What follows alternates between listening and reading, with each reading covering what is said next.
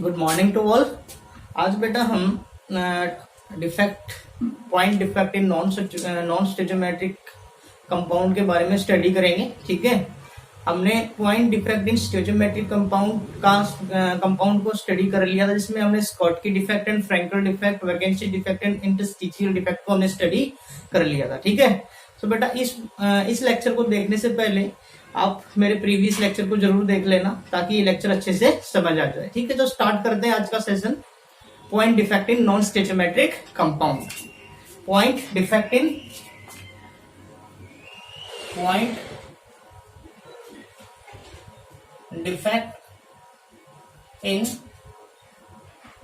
Non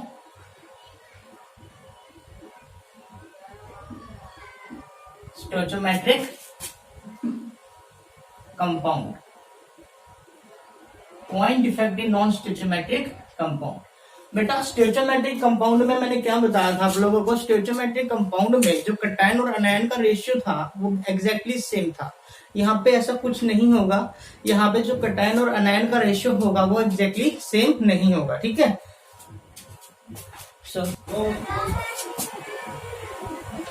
ratio of cations and anions are not same। इसमें cation और अनायन का ratio same नहीं रहेगा बेटा। मींस या तो कैटायन एक्सेस में होगा या फिर अनायन एक्सेस में होगा। ठीक है, इसमें या तो कैटायन एक्सेस में होगा या फिर अनायन एक्सेस में होगा। तो ये point defect in non stoichiometric compound आपका दो तरीके का होता है, टू टाइप्स का होता है बेटा। एक तो होता है बेटा मेटल एक्सेस डिफेक्ट, एक होता है बेटा आपका metal deficiency defect. Metal access defect और एक होता है आपका बेटा metal deficiency defect. So first study करेंगे हम metal access defect. Metal access defect में आपका मेटल एक्सेस में होगा, और मेटल एक्सेस में आपका दो तरीके से हो सकता है बेटा। या तो अनायनिक वैकेंसी हो,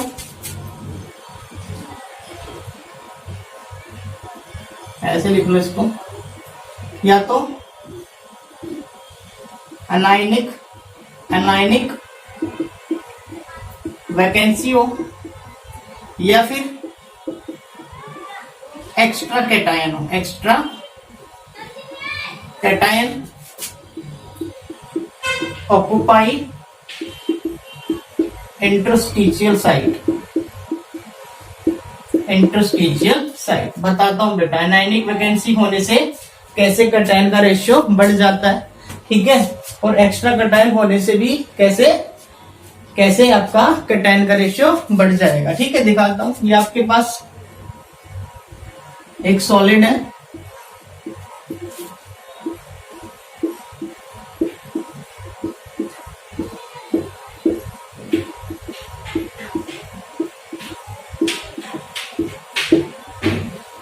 ये आपका प्लस, ये आपका माइनस, ये आपका प्लस, ये आपका माइनस, ये आपका माइनस, ये प्लस, ये माइनस, ये प्लस, ये प्लस, ये माइनस, ये प्लस और ये माइनस। ठीक है, यहाँ पे देखो बेटा कैटायन का रेशियो, यहाँ पे नंबर ऑफ कैटायंस कितने हैं? 1 2 3 4 5 6। ठीक है, सो कैटायन और एनायन यहाँ पे क्या है बेटा? 6:6 में है। ठीक है, और 6:6 में कैटायन और अनायन इक्वल है, तो इसका मतलब ये आइडियल अरेंजमेंट है। ठीक है, और मैंने कहा कि इसमें आपका कैटायन एक्सेस में होगा। कैटायन एक्सेस में होगा, कैटायन एक्सेस में होने के लिए या तो अनायनिक वैकेंसी हो। ठीक है, अनायनिक वैकेंसी मीन्स यहाँ से कोई अनायन अपनी जगह को छोड़ दे, तो यहाँ पे ये पोजीशन क्या हो गई? वैकेंट पोजीशन हो गई। कैसी पोजीशन हो गई? वैकेंट पोजीशन हो गई। ठीक है, अब इसमें देख लो कैटायन का रेशियो कितना है। कैटायन तो आपके 6 है। ठीक है, डिफेक्ट में कैटायन और एनायन। ठीक है, कैटायन आपके पास 6 है, अनायन आपके पास 5 है। ठीक है, सो अनायनिक वैकेंसी होने से अनायनिक वैकेंसी होने से भी आपका कैटायन का रेशियो बढ़ जाएगा, कैटायन का रेशियो बढ़ जाएगा। ठीक है बेटा। सो आपका यहाँ पे अनायनिक वैकेंसी है, इस पोजीशन को फिल करने के लिए यहाँ पे एक होल क्रिएट हो गया और होल्स के अंदर आ जाता है आपका इलेक्ट्रॉन। क्या आ जाता है? Electron. So first is anionic vacancy. Anionic vacancy, अगर कोई अनायन case in this case negative ions are missing from their normal lattice site. In this case negative ions are missing from their normal lattice site, living holes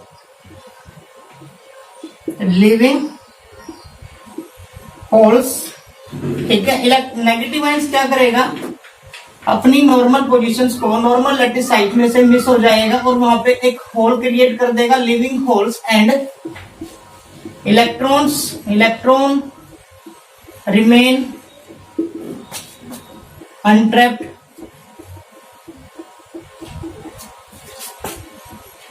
at this position,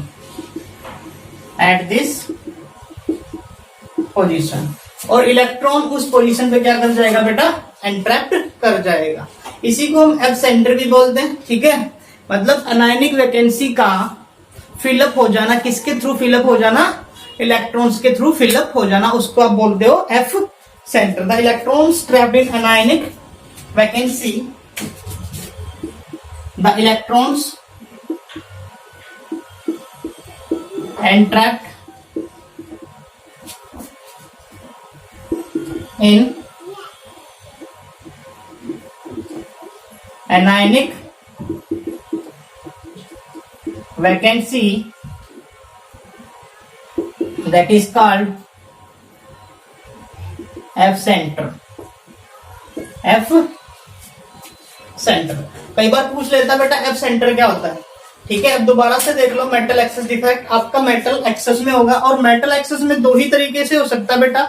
या तो आपका इसमें से कोई अनायन miss हो जाए, ठीक है, या फिर एक्स्ट्रा कैटायन किसी भी इंटरस्टिशियल पोजीशन पे आ जाए। ये दो तरीके होते हैं आपके मेटल एक्सेस डिफेक्ट के केस में। ठीक है, अब मान लो आपके पास फर्स्ट इज अनायनिक वैकेंसी।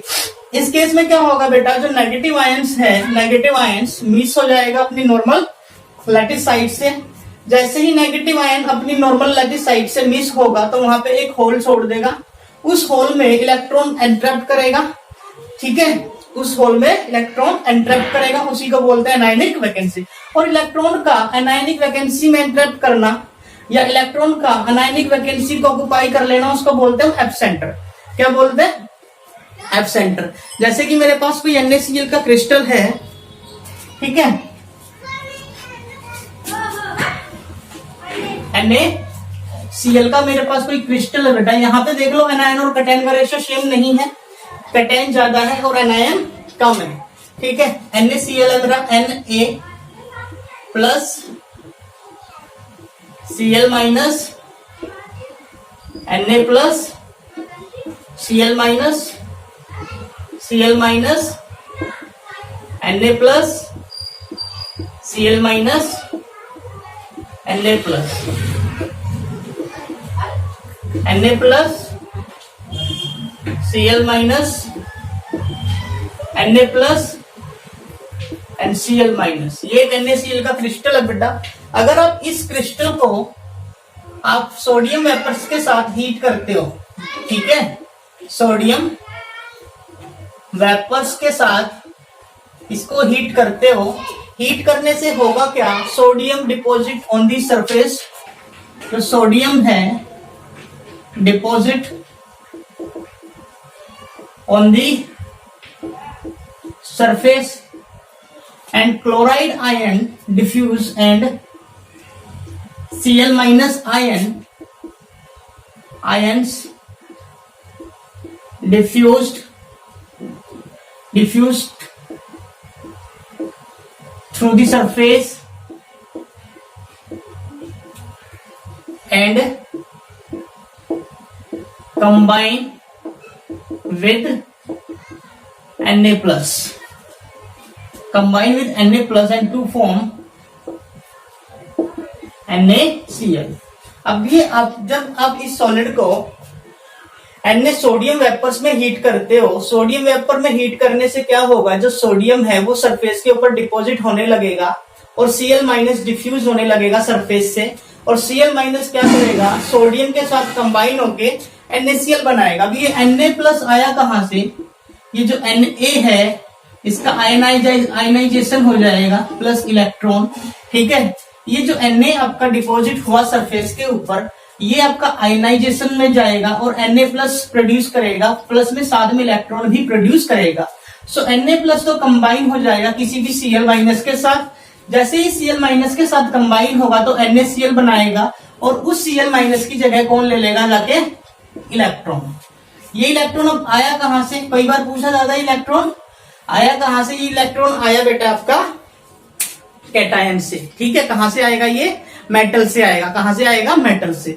जैसे कि मेरे पास ये था क्रिस्टल था, इसको मैंने सोडियम वेपर्स की प्रेजेंस में हीट किया। सोडियम वेपर्स की प्रेजेंस में हीट करने से हुआ क्या, सोडियम डिपॉजिट हो गया सरफेस के ऊपर और Cl- डिफ्यूज होने लगा सरफेस से। तो Cl- क्या करेगा, Na+ के साथ कंबाइन होगा, और वो Na+ कहां से आएगा, सोडियम का आयनाइजेशन होगा, सोडियम का ऑक्सीडेशन होगा, ऑक्सीडेशन होने से Na+ आएगा और इलेक्ट्रॉन आएगा। सो Na+ तो कंबाइन हो जाएगा Cl- के साथ, Na+ कंबाइन हो जाएगा आपका Cl- के साथ और प्रोड्यूस करेगा NaCl, और जो Cl यहां से डिफ्यूज हुआ था कहीं से भी, वहां पे इलेक्ट्रॉन एंट्रैप्ट कर जाएगा, ठीक है। और तो ये इलेक्ट्रॉन जब एनर्जी एब्जॉर्ब करता है, ठीक है, तो ये एक्साइटेड स्टेट में चला जाता है।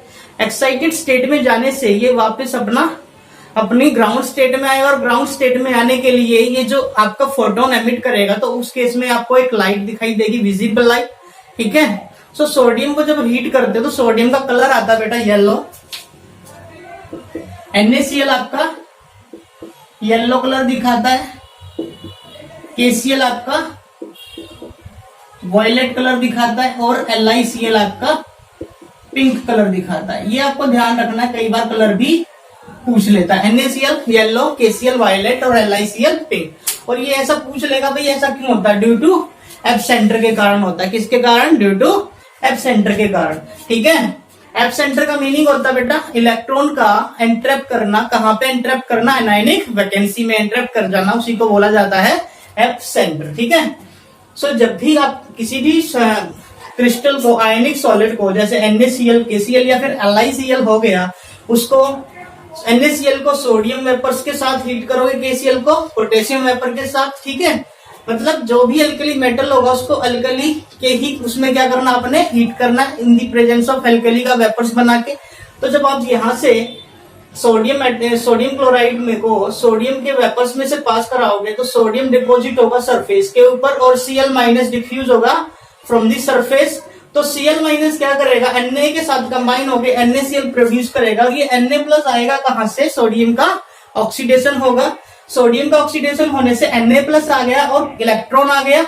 सो सोडियम आयन तो कन्वर्ट NaCl के साथ Cl- के साथ कंबाइन हो गया और Cl- इलेक्ट्रॉन चला गया Cl- की जगह पे। सो इलेक्ट्रॉन, तो इससे इसकी इलेक्ट्रिकल न्यूट्रलिटी भी मेंटेन रहेगी, क्योंकि पॉजिटिव चार्ज और नेगेटिव चार्ज का रेशियो इसमें सेम है। जितने नंबर ऑफ पॉजिटिव, जितना चार्ज पॉजिटिव है उतना ही चार्ज नेगेटिव है। तो ये क्रिस्टल आपका इलेक्ट्रिकली न्यूट्रल भी होगा। क्लियर। सो ये था बेटा आपका अनायनिक वैकेंसी। उसके बाद बात करते हैं हम extra cation occupy interstitial site. ठीक है, extra cation occupy interstitial site.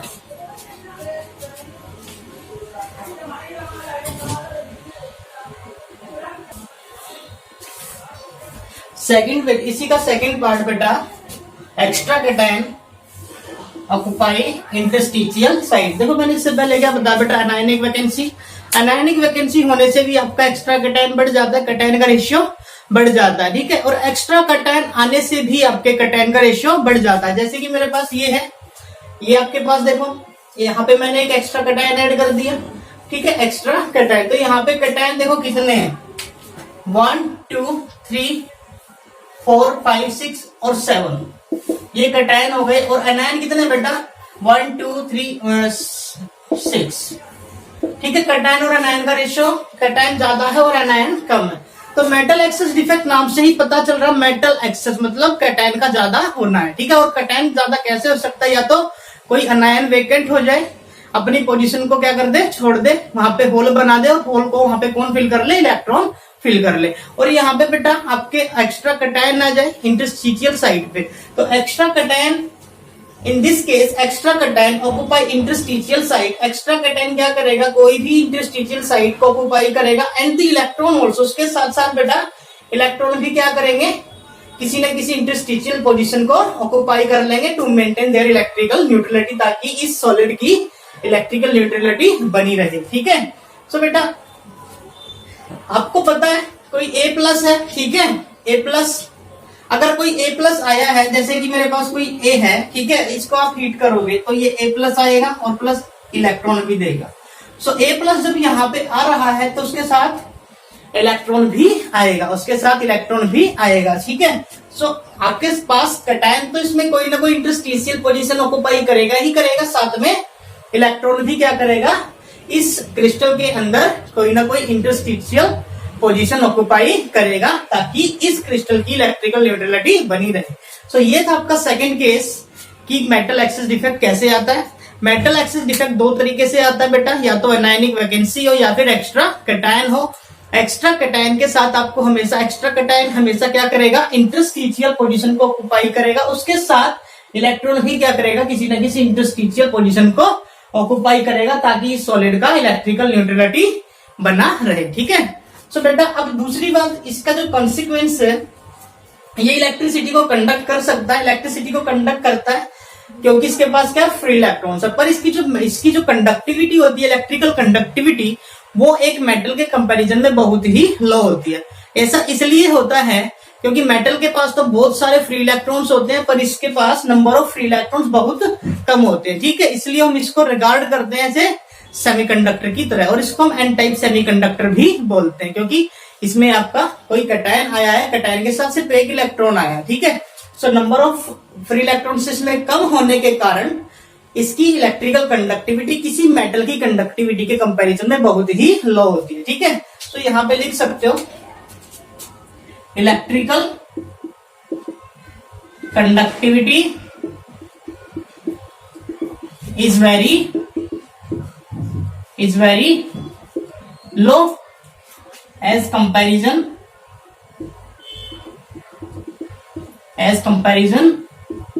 to any metal, because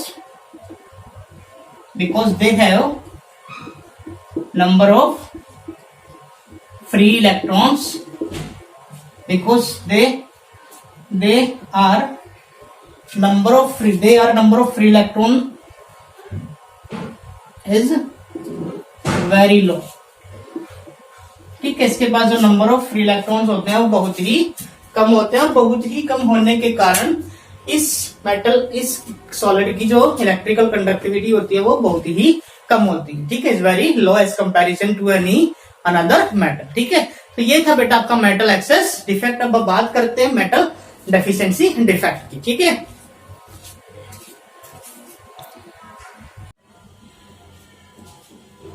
second defect is metal deficiency defect. Metal deficiency defect, metal access defect पढ़ चुके हो। Metal access defect extra cation, ठीक है, extra का मतलब cation का रेशियो एनायन के रेशियो से ज्यादा होगा।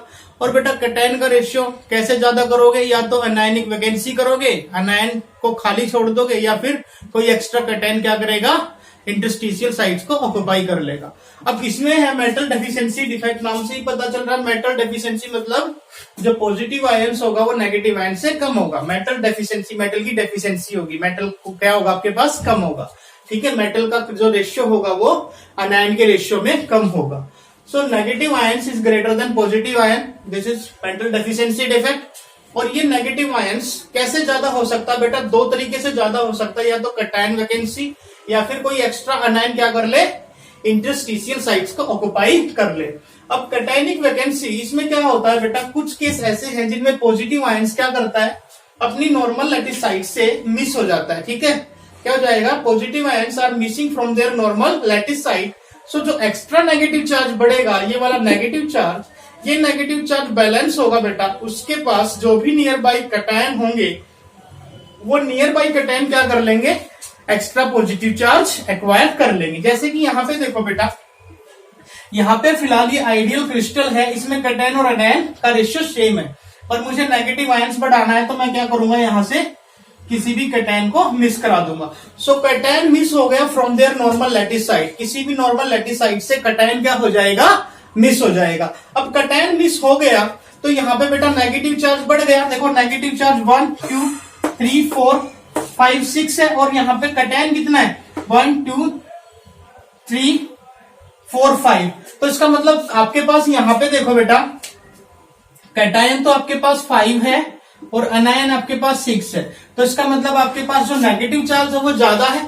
इस नेगेटिव चार्ज को बैलेंस करने के लिए, इस नेगेटिव चार्ज को बैलेंस करने के लिए जो नियर बाई मेटल है, जो नियर बाई कैटायन है, वो क्या करेगा, या तो ये वाला या ये वाला या ये वाला, जो भी नियर बाई कैटायन होगा वो क्या कर लेगा, 2+ चार्ज एक्वायर कर लेगा। इस पे कितना चार्ज था, पहले प्लस था ना, अब इस पे कितना चार्ज हो गया, 2+ हो गया, किसी भी एक कैटायन के ऊपर। ठीक है, किसी भी एक कैटायन के ऊपर क्या आ जाएगा, 2+ चार्ज आ जाएगा। ठीक है, सो यहाँ पे चार्ज बैलेंस है, +2 +3 +4 +5 एंड +6। ठीक है, तो +6 तो इस पे पॉजिटिव चार्ज और -6 इस पे नेगेटिव चार्ज, तो नेगेटिव चार्ज बैलेंस हो गया बेटा। तो ध्यान रखना है, जब भी आपका कैटायन मिस होता है तो नेगेटिव चार्ज बढ़ जाएगा। नेगेटिव चार्ज बढ़ने से आपका क्या होगा, आपका जो क्रिस्टल है उसमें नेगेटिव चार्ज बैलेंस होगा, और नेगेटिव चार्ज बैलेंस कैसे होगा, जो एक्स्ट्रा कैटायन होगा वो एक्स्ट्रा कैटायन क्या करेगा, सॉरी जो कैटायन होगा, जो नियर बाई कैटायन होगा एनायन के,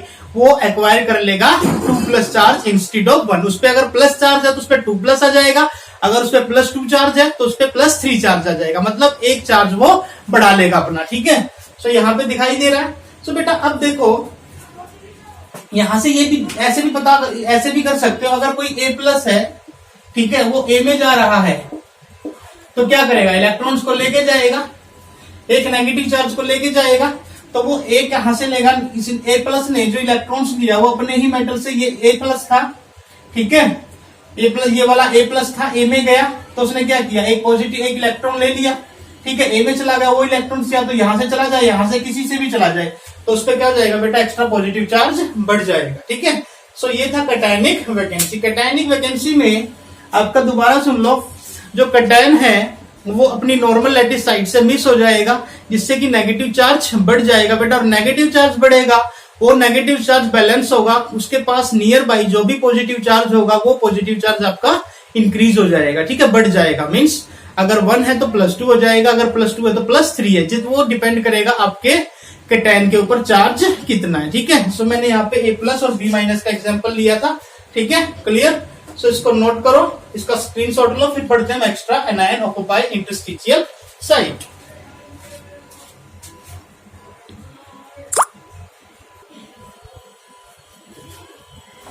अब ये देखो बेटा, second is extra anion occupy interstitial site. इस केस में क्या होगा बेटा, कि जो एक्स्ट्रा एनायन है वो किसी इंटरस्टिशियल साइट पे आ जाएगा। This is the extra anion, ये आ गया B- यहाँ पे।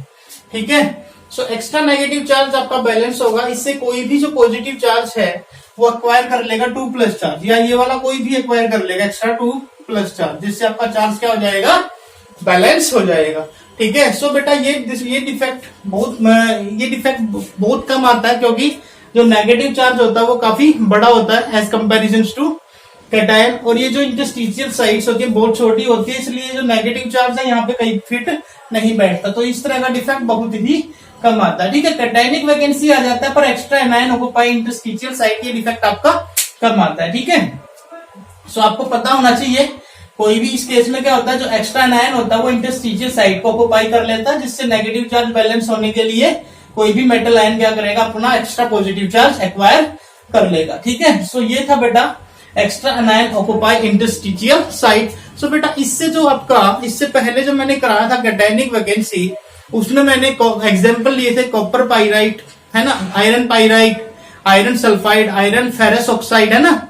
आयरन पाइराइट्स को आप फूल्स गोल्ड भी बोलते हैं, क्योंकि जब उस पर सनलाइट पड़ती है तो वो जैसे गोल्ड चमकता है ना, इस गोल्ड की तरह चमकता है, गोल्ड की तरह शाइन करता है, इसलिए उसका जो निकनेम है आयरन पाइराइट्स का, वो बेटा फूल्स गोल्ड भी है। ठीक है, सो उसको भी देख लेना एक बार। और ये था आपका मेटल डेफिशिएंसी डिफेक्ट, और लास्ट में बचता आपका इम्प्योरिटी डिफेक्ट। ठीक है, इम्प्योरिटी डिफेक्ट के बारे में बात करते हैं। Last is impurity defect.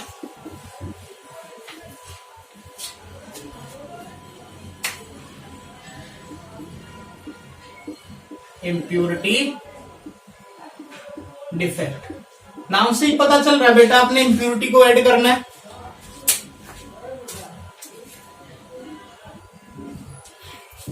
Impurity defect बेटा नाम से ही पता चल रहा है। This defect in ionic crystal arises due to the presence of some impurity ions at the lattice site.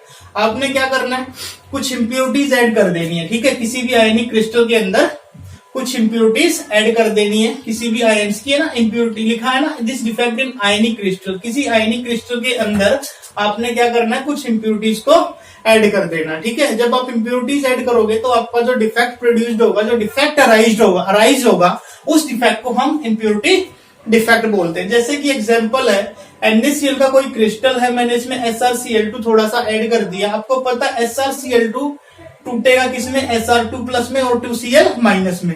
और NaCl देखो आपके पास ये सॉलिड है, this is the perfectly solid है, आइडियल सॉलिड है, क्योंकि कैटायन और एनायन आपके एक फिक्स पोजीशन पे है। ठीक है, सो बेटा यहाँ पे जब आप SrCl2 ऐड करोगे तो Sr2 क्या करेगा, किसी भी कैटायन की जगह पे जाके बैठ जाएगा, Sr2 प्लस चला गया। अब यहाँ पे देखो बेटा, एक Sr2 प्लस कितने के लिए, कितने Na प्लस के लिए पॉसिबल है बेटा, 2 Na प्लस के लिए पॉसिबल है। एक जगह पे तो ये खुद जाके बैठ गया और एक पोजीशन क्या हो जाएगी, वैकेंट पोजीशन हो जाएगी। इस तरह के डिफेक्ट को बोलते हैं इम्प्योरिटी डिफेक्ट। ये किसके कारण, ये दी वैकेंसी, है ना, क्योंकि एक Sr2 प्लस 2 Na प्लस को क्या कर सकता है, उनकी पोजीशन से हटा सकता है। एक पोजीशन पे तो Sr2 प्लस खुद बैठ गया, पर एक को इस चार्ज को बैलेंस करने के लिए आपका एक Na प्लस यहाँ से अपने आप क्या हो जाएगा, वैकेंट हो जाएगा, और यहाँ पे क्या जाएगी, वैकेंसी क्रिएट हो जाएगी। सो ये भी ये इम्प्योरिटी डिफेक्ट भी आपका इलेक्ट्रिसिटी को आराम से कंडक्ट कर सकता है, क्योंकि यहाँ पे एक होल क्रिएट हो गया। जब भी आप इलेक्ट्रिक फील्ड अप्लाई करोगे तो ये आयंस यहाँ पे जंप करेगा तो यहाँ पे होल क्रिएट हो जाएगा, ये वाला इधर जंप करेगा तो यहाँ पे होल क्रिएट हो जाएगा। ऐसे इसमें बेटा आयंस का मूवमेंट होता रहेगा, और जब आयंस का मूवमेंट होता है तो आप लोगों को पता है कि वो सॉलिड इलेक्ट्रिसिटी को आराम से कंडक्ट कर सकता है। सो बेटा ये था हमारा आज का डिफेक्ट, हमारे खत्म हो गए। अब इससे आगे हम डिस्कस करेंगे बेटा मैग्नेटिक प्रॉपर्टीज ऑफ सॉलिड और इलेक्ट्रिक प्रॉपर्टीज ऑफ सॉलिड। सो बेटा आज का लेक्चर यहीं पे फिनिश करते हैं बेटा, थैंक यू। अगर आपको लेक्चर पसंद आए तो प्लीज चैनल को सब्सक्राइब जरूर कीजिए। Thank you, have a nice day.